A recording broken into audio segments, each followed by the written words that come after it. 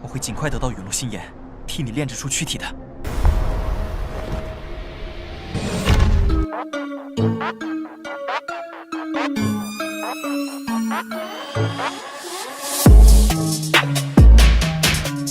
Halo guys, selamat datang kembali dalam pembahasan Battle Through the Heavens Ranah Kaisar. Terima kasih untuk kalian yang selalu stay, dan buat kalian yang baru banget datang jangan lupa subrek dan nyalain lontongnya. Jangan lupa juga bagiin video ini ke kawan-kawan. Kuilah tanpa berlama-lama lagi, kita kancutkan cerita Xiaoyan.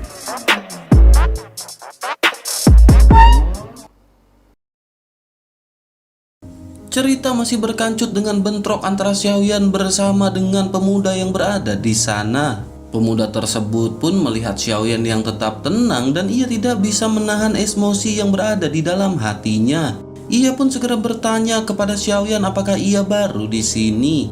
Sangat sulit untuk masuk ke tempat ini dan kelihatannya Xiaoyan ini sangat kuat.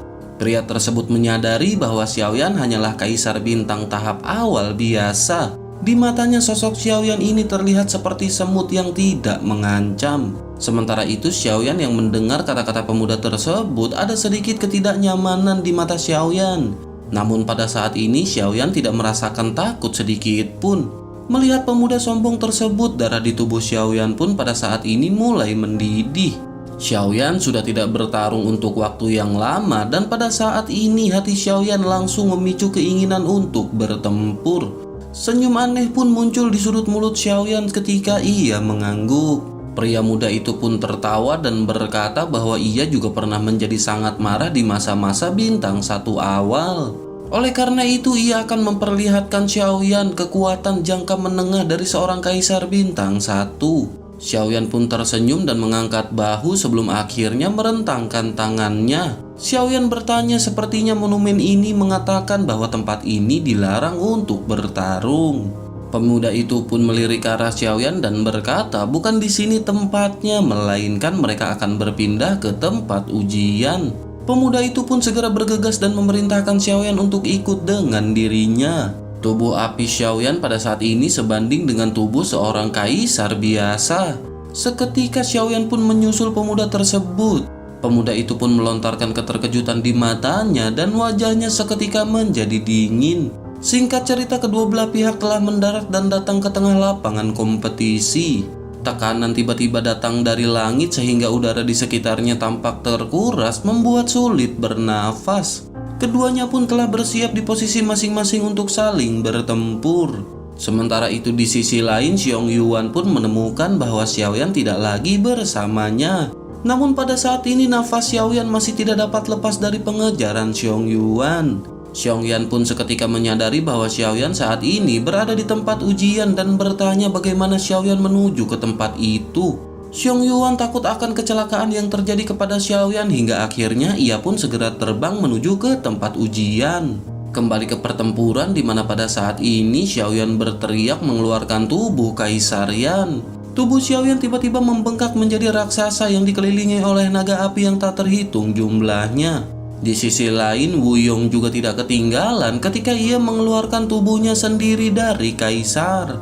Seketika telapak tangan besar segera bersiul dengan suara angin yang bertiup. Telapak tangan itu pun segera melesat ke arah Xiaoyan dengan kecepatan yang menakjubkan. Xiaoyan yang melihat telapak tangan besar tidak mengelak tetapi memukulnya dengan pukulan. Ledakan pun segera terjadi bersamaan dengan suara yang teredam. Udara di sekitarnya tiba-tiba membawa kekuatan yang terlihat dengan mata telanjang. Kedua sosok megah itu tiba-tiba mundur beberapa langkah dan Xiaoyan tersenyum di sudut mulutnya. Sementara itu di sisi lain wajah Wu Yong seketika terkejut dan bertanya-tanya apakah ini mungkin. Wu Yong benar-benar terkejut dan dipenuhi dengan ketidakpercayaan. Xiaoyan hanyalah seorang kaisar bintang satu awal. Namun pada saat ini Xiaoyan bisa bertarung langsung dengan kekuatan tingkat menengah miliknya. Sementara itu di sisi lain Xiaoyan pun segera melancarkan serangan telapak tangannya yang membengkak beberapa kali dalam sekejap. Naga api di telapak tangannya segera melesat dan telapak tangan yang besar segera terlempar dengan keras ke arah Wu Yong. Wajah Wu Yong sedikit berubah dan tombak besar tiba-tiba muncul di tangannya. Pada saat yang sama ia pun berteriak ketika ia mengeluarkan senjata kaisar.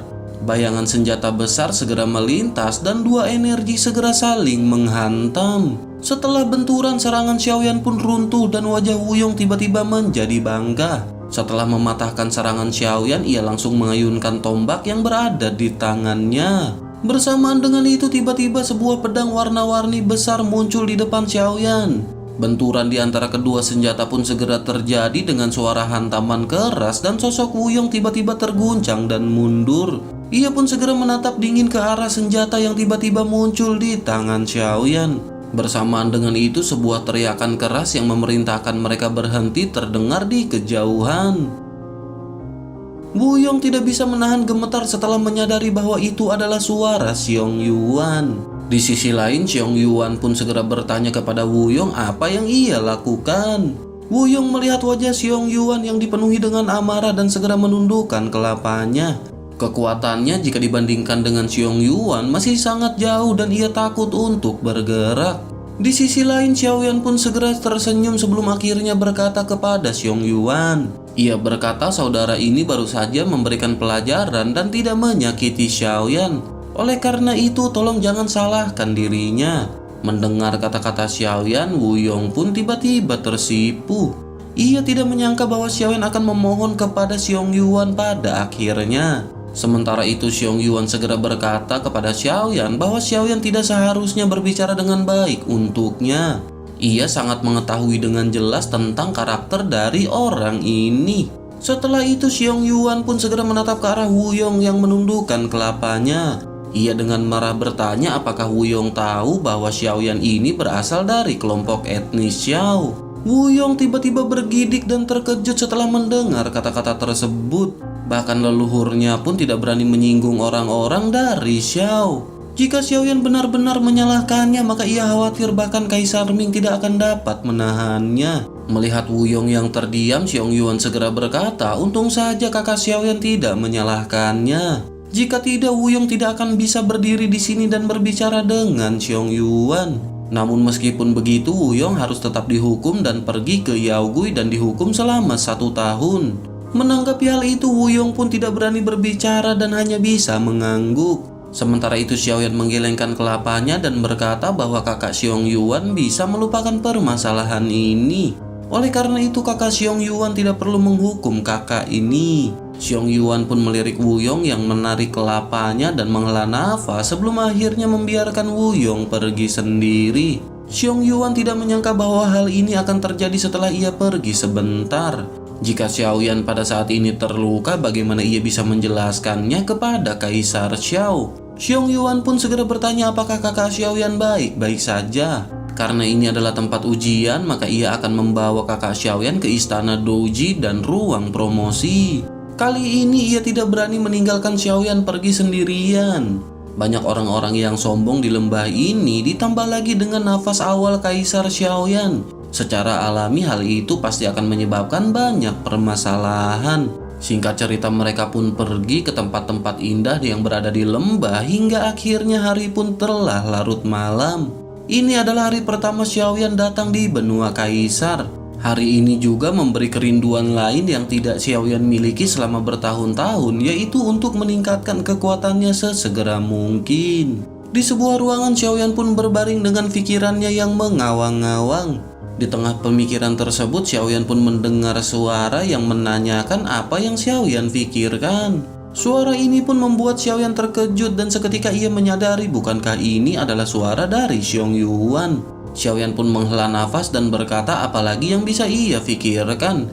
Tentu saja pada saat ini Xiaoyan rindu rumahnya.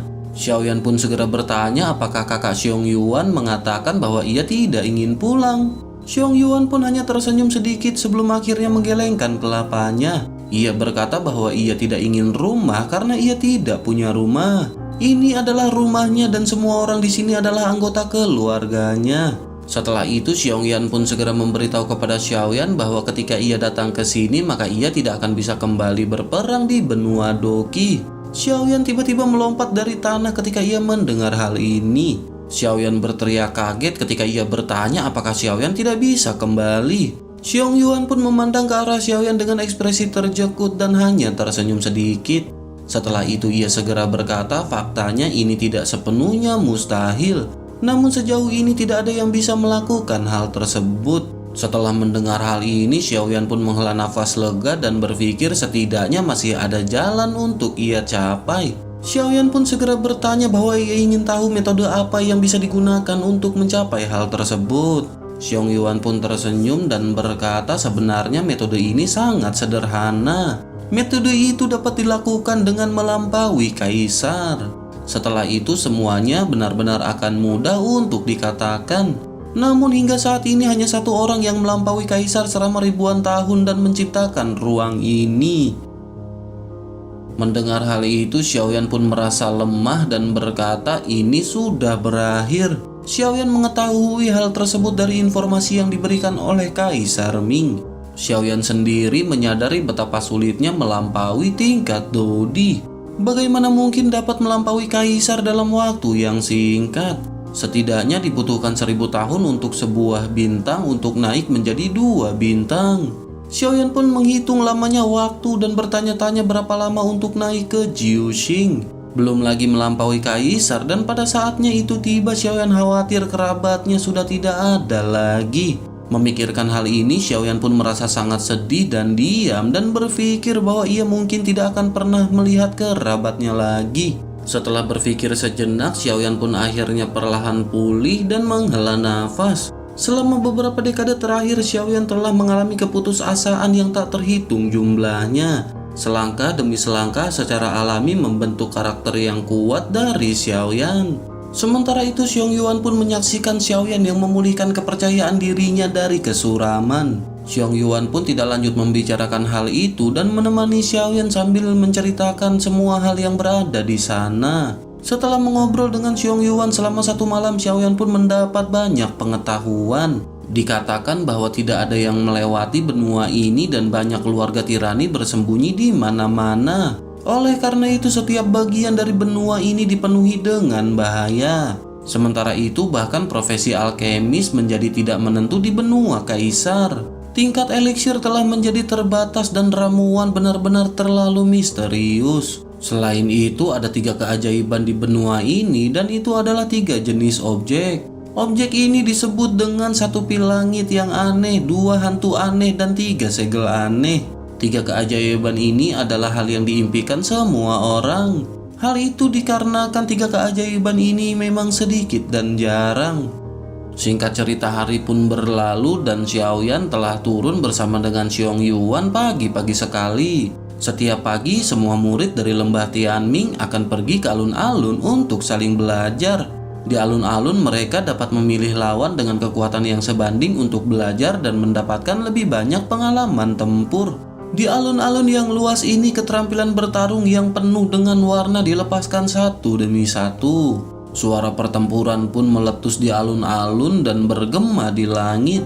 Xiaoyan tidak bisa menahan cemberut karena pemandangan dari begitu banyak kaisar yang bertarung ini benar-benar sangat memesona. Pada saat ini Xiaoyan benar-benar sangat penasaran untuk melihat semua jenis keterampilan bertarung yang ada di sini. Tak lama setelah itu tiba-tiba seorang pemuda dengan kostum tempur keren muncul dari kejauhan. Ia pun memandang ke arah Xiaoyan yang berada di sebelah Xiong Yuan. Setelah itu ia pun bertanya kepada Xiong Yuan apakah ini anak baru. Melihat Xiong Yuan tersenyum tanpa mengucapkan sepatah kata pun, pemuda tersebut pun segera berkata langsung kepada Xiaoyan. Ia pun segera bertanya bagaimana jika mereka belajar dari satu sama lain. Menanggapi hal itu, akhirnya Xiong Yuan pun mulai berbicara pada saat ini. Xiong Yuan berkata agar sosok tersebut tidak menggertak pendatang baru. Xiong Yuan pun memberikan pilihan apakah pemuda tersebut akan memilih untuk pergi ataukah berhadapan dengan dirinya. Pria itu pun segera menangkupkan tangannya ke arah Xiong Yuan berkali-kali. Ia menatap ke arah Xiong Yuan dengan tatapan menghina. Sementara itu, di sisi lain, Xiaoyan pun tersenyum sebelum akhirnya mulai berbicara. Xiaoyan berkata saudara Xiong Yuan tidak perlu menghalangi. Karena saudara ini mengundang Xiaoyan, maka Xiaoyan akan menemaninya. Melihat Xiaoyan yang tidak keberatan, akhirnya Xiong Yan pun tidak mampu berbuat apa-apa. Ia pun segera memberitahu Xiaoyan bahwa orang itu bernama Mu Feng. Xiaoyan pun mengangguk dan menangkupkan tangannya ketika ia meminta bimbingan dari saudara Mufeng. Mufeng pun mengangkat kelapanya dan tersenyum riang ke arah Xiaoyan. Keduanya pun segera bersiap untuk memulai pertempuran. Setelah itu Mufeng pun berteriak dengan keras dan tubuhnya seperti hantu yang tenggelam di udara.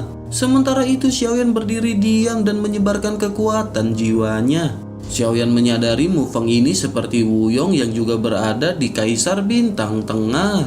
Namun jika dilihat dari auranya, ia tampaknya sedikit lebih kuat jika dibandingkan dengan Wuyong. Suasana megah pun menyapu dari lapangan dan semangat juang merah muda menyelimuti tubuh Mufeng. Tekanan yang tidak terlihat membuat beberapa orang yang lebih lemah merasa sulit bernafas. Mata Xiaoyan pun menyipit dan ia bisa merasakan nafas agung Mufeng menyebar seperti danau yang luas. Xiaoyan pun bergumam apakah ini nafas seorang kaisar bintang di periode tengah. Merasakan tekanan yang luar biasa di lapangan, ekspresi banyak orang di sekitar wilayah ini sedikit berubah. Pada saat ini mata mereka benar-benar dipenuhi dengan ketakutan. Kekuatan ini yang berada di satu bintang pertengahan bahkan dapat dianggap sebagai orang yang paling kuat di lembah Ming. Tak lama angin tinju tajam dengan kekuatan yang kuat bergegas ke wajah Xiaoyan. Namun tepat masih 5 cm tiba-tiba sosok Xiaoyan pun menghilang. Melihat kecepatan ini, ekspresi Mufeng pun sedikit terkejut. Segera ia tahu bahwa Xiaoyan sepertinya tidak mudah dihadapi seperti yang terlihat di permukaan. Sementara itu di sisi lain, sosok Xiaoyan pun muncul di area yang tidak jauh dari tempat Mufeng. Detik berikutnya Xiaoyan pun melesat mengayunkan tinjunya yang mengandung kekuatan besar ke arah Mufeng. Bersamaan dengan itu Mufeng yang memiliki jiwa pertarungan yang sangat kuat pun segera bergerak. Ia pun segera membentuk tubuh energi berwarna hitam di udara. Segera setelah itu dua energi pun saling menghantam keras di langit. Dalam pertukaran awal ini Xiaoyan sepertinya dirugikan dan ia sedikit terkejut oleh kekuatan pihak lawan. Xiong Yuan di kejauhan melihat kegelisahan dan baru saja ia akan bergegas maju untuk menghentikan pertempuran. Xiaoyan pun tersenyum dan menahan Xiong Yuan untuk menghentikan pertempuran. Xiaoyan pun segera berkata bahwa pertempuran baru saja dimulai dan ia sudah lama tidak merasakan hal yang seperti ini. Kakak Xiong Yuan tidak perlu khawatir karena wajar saja terluka dalam sebuah pertempuran. Sementara itu di sisi lain Mufeng pun terdiam karena ia belum pernah melihat orang yang tangguh seperti ini. Segera ia pun mengerti bahwa Xiaoyan sebenarnya belum menggunakan semua kekuatannya. Sementara itu Xiaoyan tersenyum sebelum akhirnya kelompok api cemerlang yang tak terhitung jumlahnya segera melonjak dari tubuh Xiaoyan. Melihat pemandangan aneh ini semua orang di sekitarnya pun dibuat kagum.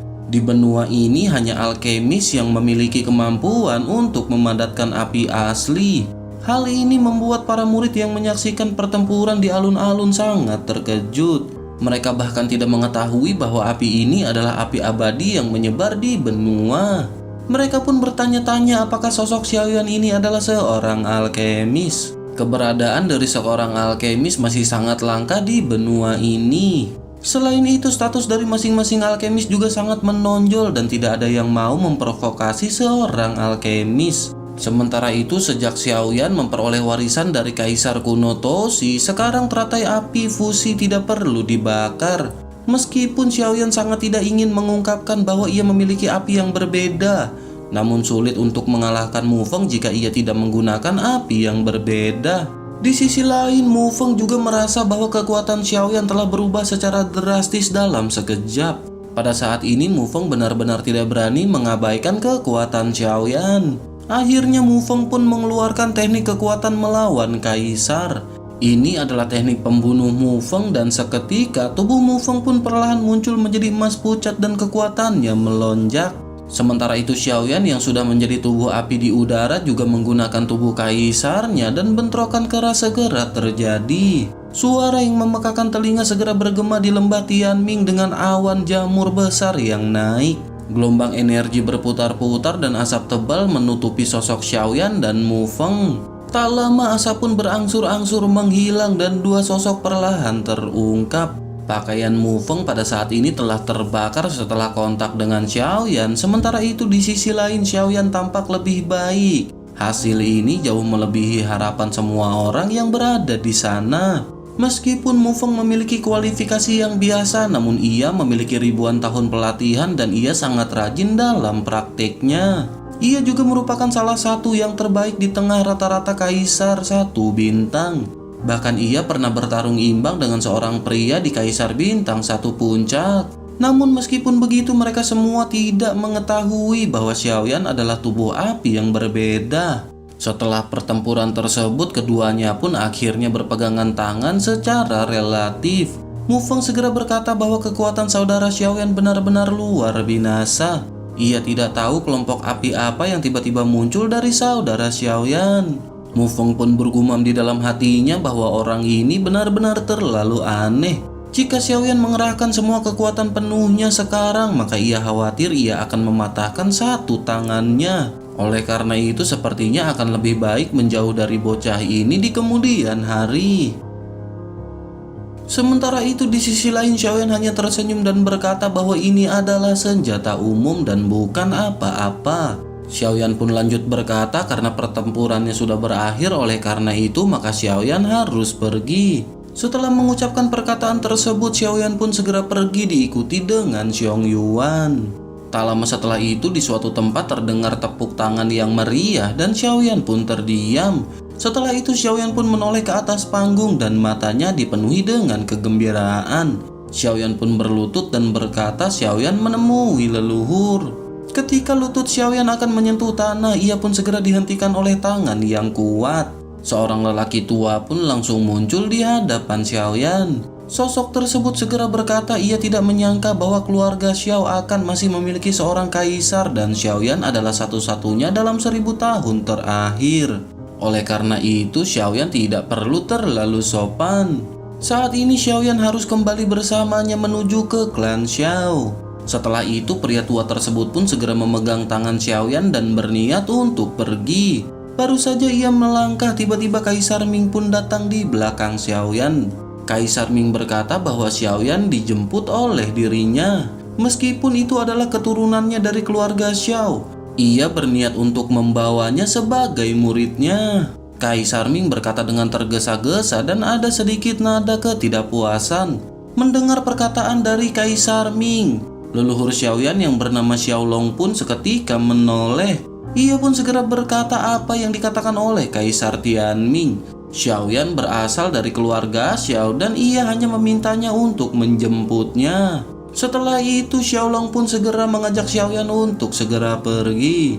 Saat ini Xiaoyan adalah generasi ke-25 dari keluarga Xiao dan juga dianggap sebagai leluhur dari keluarga Xiao. Sementara itu lelaki tua tersebut adalah Xiaolong dan ia memiliki status tinggi dalam keluarga Xiao. Ia termasuk 3 tetua tertinggi yang berasal dari keluarga Xiao. Xiaolong juga merupakan pemimpin di antara banyak kaisar di benua kaisar.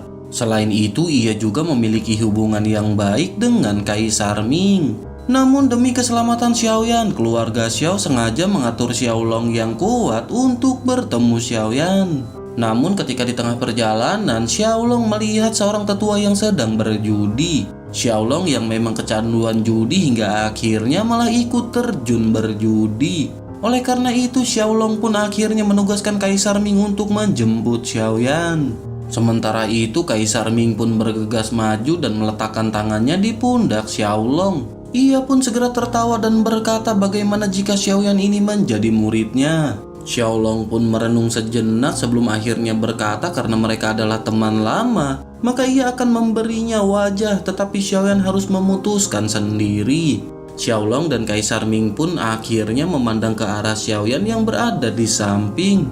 Xiaoyan pun seketika memandang ke arah Kaisar Ming dan Xiaolong yang menatapnya. Ketika Xiaoyan melihat bahwa Xiaolong tidak bersikeras menahannya, Xiaoyan pun segera berkata kepada Kaisar Ming. Xiaoyan berkata karena Kaisar Ming bersikeras maka Xiaoyan akan berterima kasih kepada Kaisar Ming. Xiaoyan ingat ketika ia pertama kali berada di sini, jika bukan karena Kaisar Ming ia tidak tahu harus pergi kemana.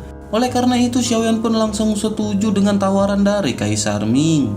Kaisar Ming yang senang pun segera berkata jika begitu permasalahannya maka Xiaoyan akan menjadi murid Tian Minggu.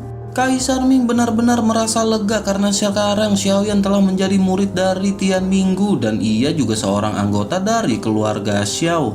Dalam semua aspek pada saat ini Tian Minggu telah mendapatkan banyak hasil. Oleh karena itu Kaisar Ming pun mengangguk sambil tersenyum. Sementara itu Xiaolong juga tidak mengatakan apa-apa lagi pada saat ini. Ketika Kaisar Ming selesai berbicara, ia segera mengeluarkan batu biru dari tubuhnya dan menyerahkannya kepada Xiaoyan. Xiaoyan pun melihat batu tersebut dengan bingung, tetapi ia tidak dapat menemukan rahasia di dalam batu itu. Bersamaan dengan itu Xiaolong pun segera berteriak kepada batu tersebut. Xiaolong segera berkata bahkan Kaisar Ming pada saat ini bersedia untuk memberikan kompas itu kepadanya. Pada saat ini Xiaolong benar-benar berteriak dengan nada tidak senang. Menanggapi hal itu Kaisar Ming pun segera berkata bukankah Xiaolong juga telah diberikan kompas ini? Xiaolong pun segera berkata sepertinya miliknya tidak sebagus yang ini. Kaisar Ming pun marah dan berkata jika memang ia tidak suka maka ia bisa mengembalikan kompas itu kepadanya. Menanggapi hal itu akhirnya Xiaolong pun melangkah mundur dan berhenti berbicara. Setelah itu Kaisar Ming pun sedikit terdiam sebelum akhirnya menoleh ke arah Xiaoyan dan berkata bahwa ia akan memberitahunya cara menggunakan kompas ini. Kaisar Ming pun segera mengambil batu yang berada di tangan Xiaoyan. Ia berkata bahwa batu ini benar-benar sangat berharga. Murid biasa dari lembah Tianming tidak akan memilikinya. Batu ini disebut kompas dan hanya dibuat oleh Kaisar Ming di lembah Tianming. Benda ini sangat sulit untuk dibuat tetapi sangat mudah untuk digunakan. Tak lama setelah itu sebuah lubang cacing kecil muncul tetapi tidak sebanding dengan lubang cacingnya asli. Saat Xiaoyan mentransfer kekuatan spiritual Xiaoyan ke dalam kompas, sebuah gugusan cahaya akan segera muncul. Hal itu akan memberitahu di mana Xiaoyan berada saat ini dan selama Xiaoyan tidak berada di tempat khusus, Xiaoyan dapat berteleportasi dalam sekejap. Xiaoyan pun seketika terkejut setelah melihat hal tersebut. Xiaoyan berkata bahwa benda ini benda yang sangat bagus. Xiaoyan tidak menyangka ada begitu banyak hal aneh di benua kaisar ini. Setelah sedikit penjelasan, Xiaoyan pun dengan hati-hati memasukkan kekuatan spiritualnya ke dalam kompas. Kelompok cahaya biru segera terurai dan posisi Xiaoyan dicatat dalam kelompok cahaya. Kegembiraan pun seketika melintas di mata Xiaoyan. Xiaoyan segera berkata bahwa ini sungguh menakjubkan. Hal ini benar-benar sangat praktis dan dengan benda ini kemanapun Xiaoyan ingin pergi. Tidak hanya dapat menghemat waktu terbang tetapi juga sangat meningkatkan efisiensi. Selain itu benda ini juga sangat baik jika digunakan untuk berburu dan melarikan diri. Xiaoyan pun tertawa sebelum akhirnya berterima kasih kepada Kaisar Ming yang saat ini telah ia anggap sebagai gurunya. Kaisar Ming pun tersenyum sebelum akhirnya ia melambaikan tangannya. Setelah itu Xiaoyan pun dengan cepat memasukkan batu tersebut ke dalam cincin penyimpanannya. Pada saat yang sama Xiaolong pun segera merobek ruang dan berteriak kepada Xiaoyan. Xiaolong berkata bahwa ia harus pergi karena ia masih memiliki banyak hal yang harus dilakukan.